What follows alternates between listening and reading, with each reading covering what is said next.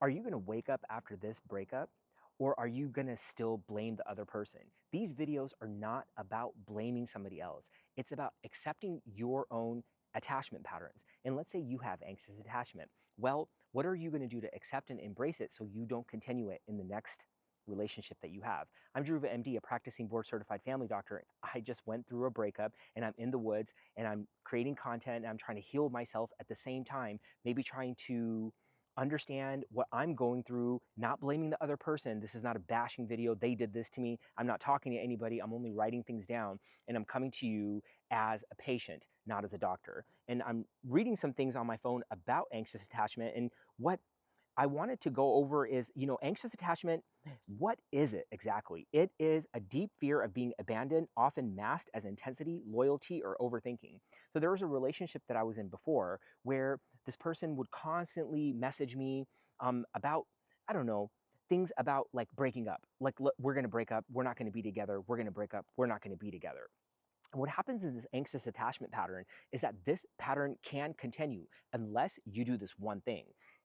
You may seek closeness, but panic when things get uncertain or distant. You feel triggered by delays in response, misread tone, or changes in mood, especially with text messages.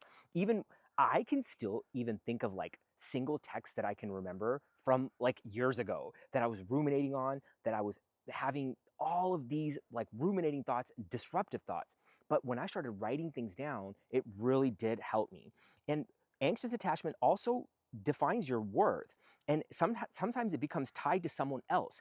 And if they give you a response that you like or you want, you feel better. And that's not something that's bad. That's a common part of human life. That's how we are as humans. We're wired as humans to want validation of some sort. But this is where I'm going to come in and say that medical evidence supports how writing and creating self-awareness and fostering self-awareness can help you get over a breakup by yourself without talking to anybody, without needing a doctor, a therapist, or a coach. Not saying that you don't need them, because I've used them all throughout my life, and that's how I even have this content, right?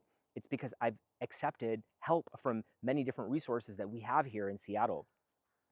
Expressive writing has been shown to reduce anxiety, depression, and emotional overwhelm. This is by Penn Baker, Advances in Psychiatry Treatment.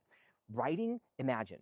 And people think that you can just like write and get it over with. You can call it journaling, you can call it a diary. I call it mind hygiene. Mind hygiene is where you're writing every 90 minutes for 1 to 90 seconds.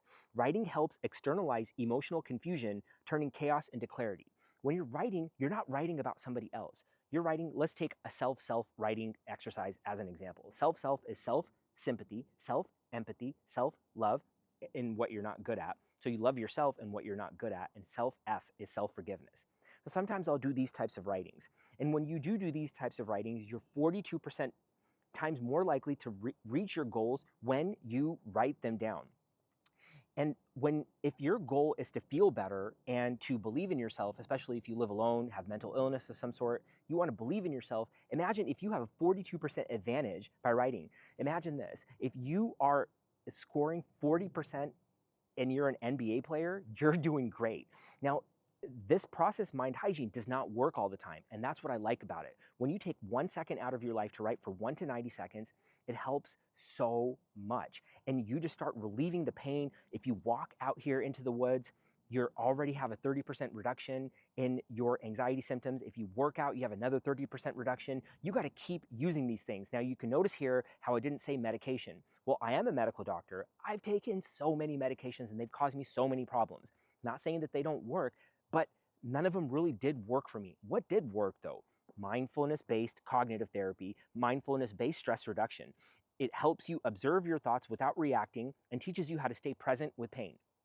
As an example, let's take a look at this leaf here. So there's a leaf here that sometimes I'll do like a leaf meditation where you look at the line in the middle, you look at the striations coming from the sides, you can feel how soft it is. You can think about how it's like this everywhere else in the world. Right now, what you're doing is you're observing, describing, participating, and it's not positive or negative. That is mindfulness.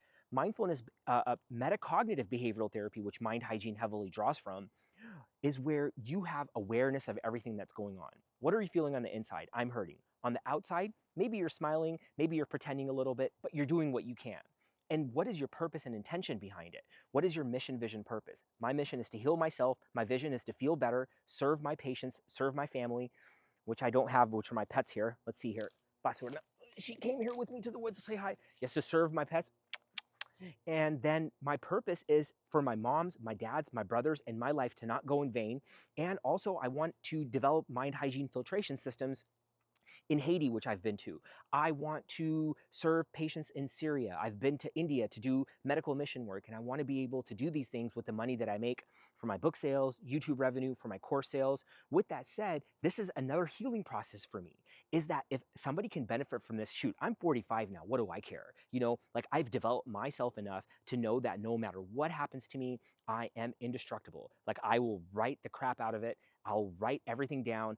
I understand myself by writing. And if you can do that too, and if you can take a monicum of, I'm not giving you advice. So let's take that back. If you can inspire from this video and say, look, the next thing I can do is write, but regularly for the rest of my life, seek all the people that are looking for solutions. And if you're going through a breakup and you feel like you have anxious attachment, hopefully this breakup can wake you up. And what I'm going to inspire you at the end to do is to just take time off. Don't talk to people. Don't ask people for advice. You can inspire from people, but don't even take advice from me. You got to write it down. I always tell this to my patients. Don't even listen to me. You got to know what you're thinking, and this writing process could take several years. If you are single, I would suggest taking at least, I'll give yourself like a year off if you went through a bad breakup to try to understand what you did. And I'm not just telling you to do this. I was single. I've been single for almost 7 years in my life as of 45, 4 years plus 2 plus 1. And now I'm probably going to be single for whatever duration of time I need. Good news is that this relationship was like relatively short, but still, you know, it burns, right? It hurts. And, you know, God bless her and God bless her family and whatever she's going through. I don't know. I don't understand.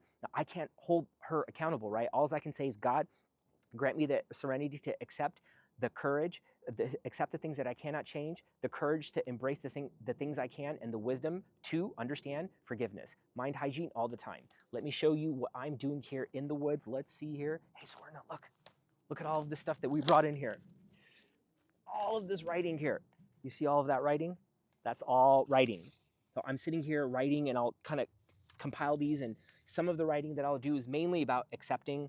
I'm like, look, I'm not going to eat sugar after this breakup. I'm not going to eat in bed. I'm not going to lie down. Instead, I'm just going to come to the woods and create some content and hopefully inspire somebody else, which I also tell patients too. Let's not forget that. I tell patients that one of the biggest drugs that you can have is to take whatever pain that you have, do something about it, feel better, and then show other people the way. Namaste.